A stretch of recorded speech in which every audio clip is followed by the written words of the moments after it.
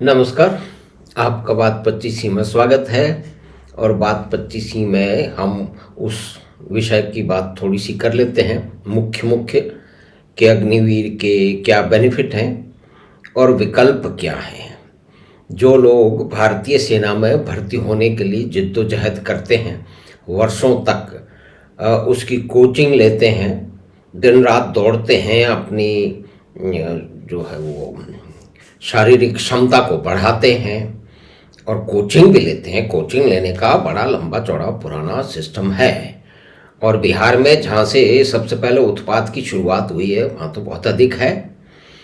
तो वो तो एक विशेष बात है। लेकिन कोचिंग तो हर जगह घुस चुकी है।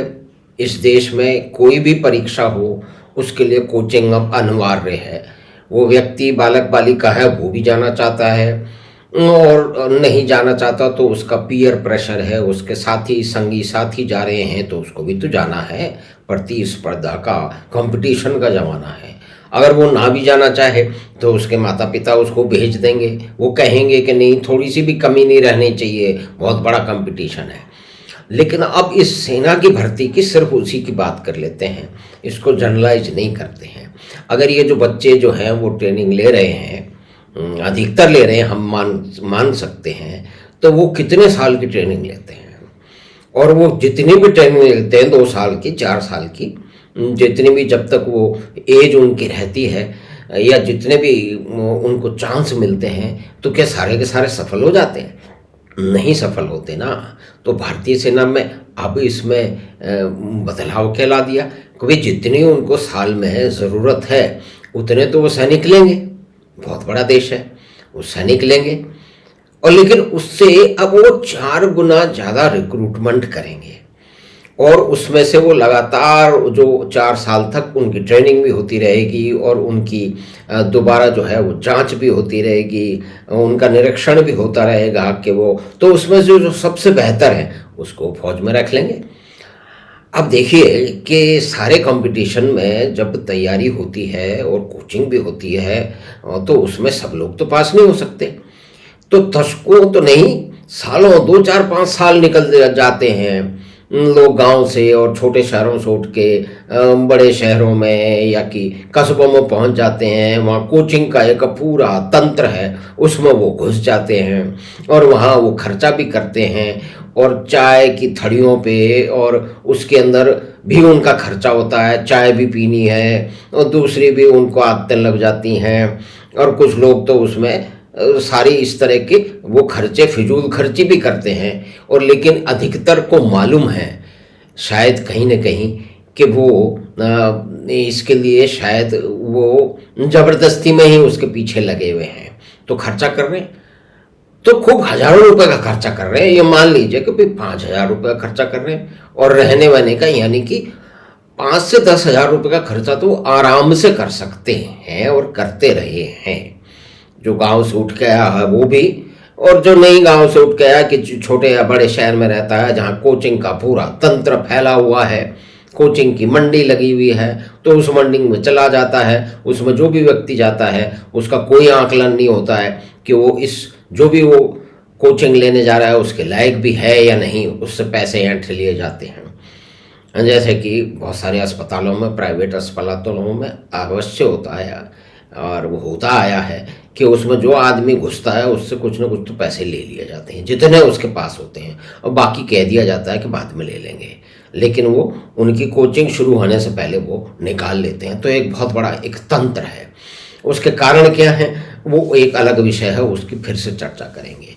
तो अब वो बालक जो है वो सेना में भर्ती होने के लिए तैयार है, वो फिजिकली भी फिट है, वो मेंटली भी तैयार है, और वो उसमें से निकल जाता है, और निकल करके वो भारतीय सेना में भर्ती होता है। अब क्या हो रहा है कि पहले से 4 गुने लोग वहाँ पे लिए जा रहे हैं, और उनमें से ठोक बजा करके 25% को तो वहाँ रख लिया जाएगा। और बाकी 75% को ट्रेंड करके 4 साल में, अब कितनी 6 महीने की ट्रेनिंग होगी, 2 महीने की पूरी वो जो सिस्टम है वहाँ उनका जो 4 साल है वो पूरा का पूरा ट्रेनिंग में जाएगा। अब उसमें जो है वो ज़्यादा कुछ लोग मीन में एक निकाल रहे हैं, इतनी ट्रेनिंग होगी, इतनी छुट्टी होगी, और कुल मिलाकर के भाई उसका जीवन बदल जाएगा। कम से कम वो जो पहले चाय की थड़ियों में बैठ रहा था, कोचिंग की मंडी में घुसा हुआ था या ना भी घुसा हुआ था, वो सीधा से सीधा चला गया, तो उसका जीवन अब बदल चुका है। और कुल मिला के ये देखिए कि उन 4 सालों में, चाहे वो बच्चा 17 साल का हो या 23 साल तक उम्र कर दी गई है, तो ये 6 साल का फर्क कर दिया गया है।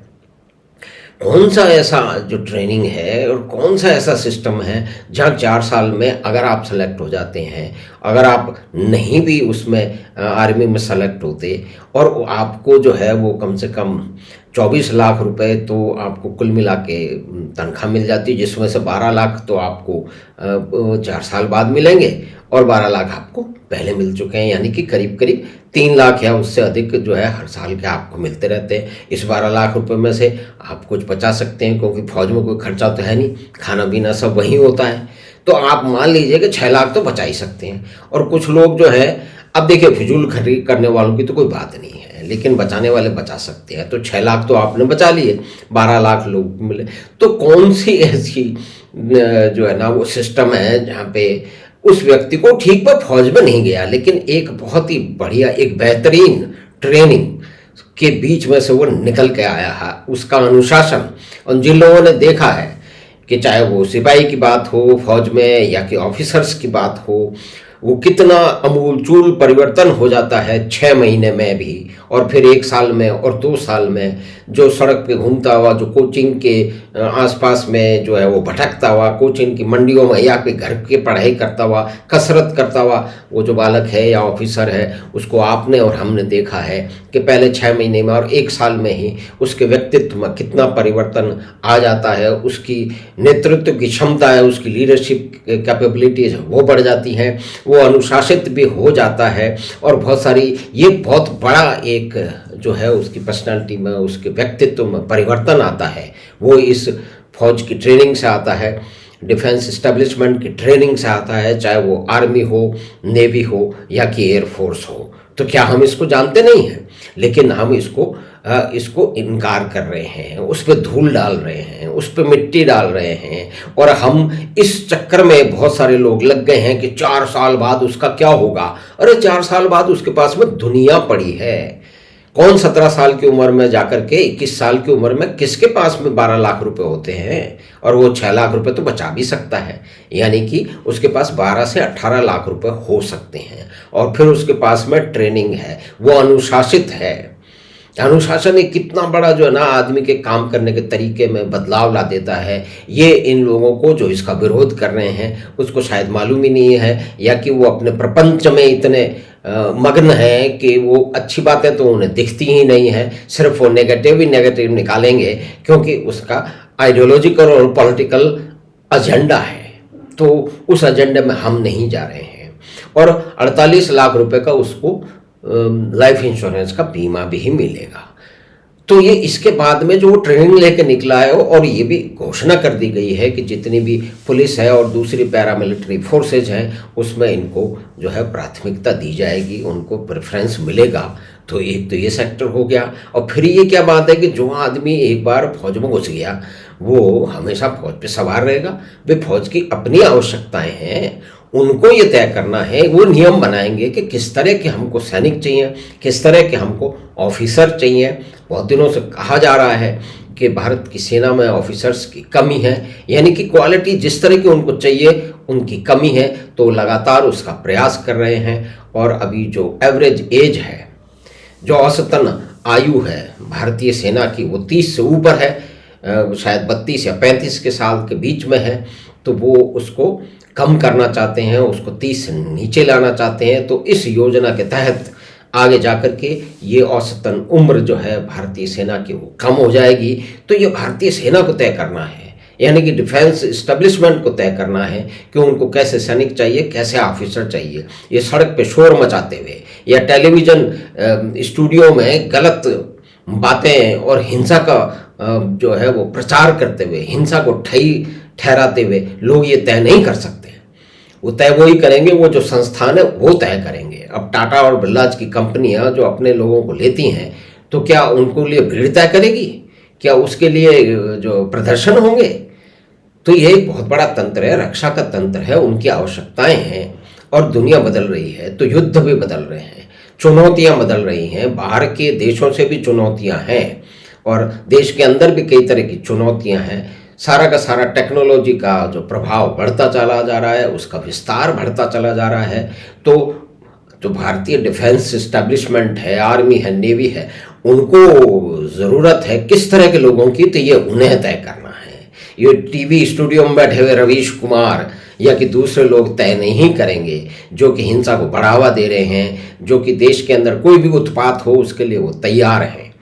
तो ये इतने सारे बेनिफिट जो मिलेंगे, और उसको आदमी को शुरू से ही उस पर क्यों डाला जा रहा है? क्या आप जो सोचते हैं, जो 5-5 साल की तक, 4-4 साल तक ये परीक्षाएं देने की कोचिंग लेते रहते हैं, प्रयास करते रहते हैं, क्या सब सफल हो जाते हैं? क्या सब सेना में जा पाते हैं? नहीं जा पाते ना। लेकिन अभी 4 गुने उनको लिया जा रहा है, और उसमें जितने सेना में ले लिए जाएंगे उनसे 4 गुना को ट्रेनिंग करके समाज में दिया जा रहा है। तो ये एक बहुत बड़ा अमूलचूल परिवर्तन है, जिसके अपने अपने पॉजिटिव्स हैं, जिसकी अच्छाइयाँ हैं। लेकिन अच्छाइयाँ देखे कौन? भाई यहाँ तो हो किसी भी कथानक को तोड़ मोड़ करके और उसको वो सर पे बल पे खड़ा कर दिया जाता है, और जो भी कुछ हो रहा है वो उसको, हिंसा को एक तरह से सहारा दिया जा रहा है। जो अच्छाइयाँ हैं उनको नगण्य बता दिया गया है। अब तो अगर बात, तो परिस्थिति तो यहाँ पहुँच गई है कि कल को सरकार अगर कहे कि मैं फला फला लोगों को इस तरह से उनको हम 1-1 सोने का सिक्का देंगे, तो हमारे महान विद्वान पत्रकार और रवीश कुमार जी तो ये सिद्ध ही कर देंगे 2-4 घंटे में कि आपको सोना नहीं दिया जा रहा है, आपको पीतल भी दिया जा रहा है, पीतल भी बिल्कुल ही निकम्मे किस्म का है। तो एक तरफ तो ये रियलिटी है कि उनके पास में बेटर ऑप्शन अब अवेलेबल हैं, और 4 गुने लोगों के पास अवेलेबल है, जो साल में जो डिफेंस एस्टेब्लिशमेंट को जो कि उनको भर्ती करनी है उसमें तो वो कमी कर नहीं सकते, जितनी ज़रूरत है वो करेंगे। लेकिन 4 गुने ले रहे हैं, वो कोई ट्रेनिंग संस्था नहीं है, लेकिन उनके पास में संसाधन है। और ये उनके लिए भी जो है चुनौती है कि किस तरह से वो 4 गुना लोगों को ट्रेन करेंगे, उनके खाने पीने रहने की व्यवस्था करेंगे। लेकिन फौज के पास में बहुत बड़ा जो तंत्र है सेना के पास में, और वो ये कर सकते हैं, उनके पास मैन पावर है, उनके पास लीडरशिप है। तो हम तो यही मानते हैं कि इसमें हमने सिर्फ ये चर्चा की है कि कौन कौन से बेनिफिट इसके अंदर शामिल हैं और दूसरे विकल्प क्या हैं। तो इनको देखते हुए ये योजना अच्छी है, ये चलनी चाहिए। इसके में जितनी भी भ्रांतियाँ फैलाई जा रही हैं वो बिल्कुल गलत हैं, पॉलिटिकली और आइडियोलॉजिकली मोटिवेटेड है। तो हमें आशा है कि ये छोटी सी बातचीत, जो कि अग्निवीर पथ और अग्निवीर जो स्कीम है उसके बारे में हमने मोटी मोटी चर्चा की, वो आपको पसंद आई होगी। तो आप चैनल बात 25 को सब्सक्राइब करें, हम इस प्रोग्राम के लिंक को साझा करें अपने मित्रों और परिवार के साथ, और हम आपसे शीघ्र फिर मिलेंगे बात 25 की अगली बात में। धन्यवाद, नमस्कार।